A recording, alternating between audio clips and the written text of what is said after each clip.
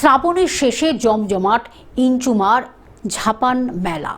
শ্রাবণের শেষ এবং শিব ভক্তদের মহাদেবের আরাধনা। অন্যদিকে হুগলির বলাগড়ের ইঞ্চুরার বসেছে ঐতিহ্যবাহী মা বিশহরীর ঝাপান মেলা।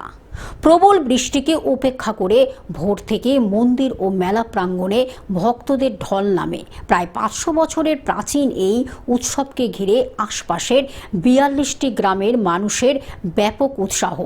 বছর যদি পুরনো না হতো তাহলে মায়ের মন্দিরে এত সমাগম হতো না। কোন তিথিতে এই পুজোটা হয়? এটা ষট পঞ্চমী, ষট পঞ্চমী অর্থাৎ দশহরা থেকে যে পরের যে পঞ্চমীগুলো পড়ে 6 নম্বর যে পঞ্চমীটা, সেই পঞ্চমীর দিন এখানে পুজো হয়। এটা বাৎসরিক পুজো, তাই তো? এটা এসে বাস্তবিক নিত্য সেবা হয়। আজকে কত ভক্ত এসেছেন এখানে? কিছু না হলেও 2 লক্ষ ভক্তের সমাগম হয়েছে। থেকে পুজো শুরু হয়েছে 5টা 10-এ প্রথম পুজো শুরু হয়েছে। 5টা 10-এ এখনো চলছে। মিনিমাম ধরে রাখুন 10টা অবধি পুজো হবে, রাত 10টা।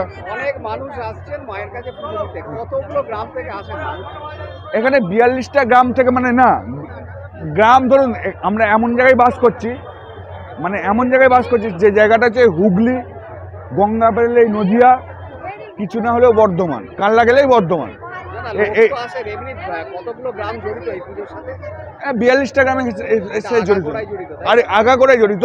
কিন্তু 42টা গ্রাম ছাড়াও সমস্ত ডিস্ট্রিক্ট আমাদের সাথে জড়িত।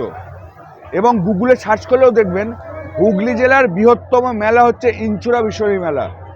হুগলি থেকে রাজকুমার প্রসাদের রিপোর্ট, গ্লোব নিউজ।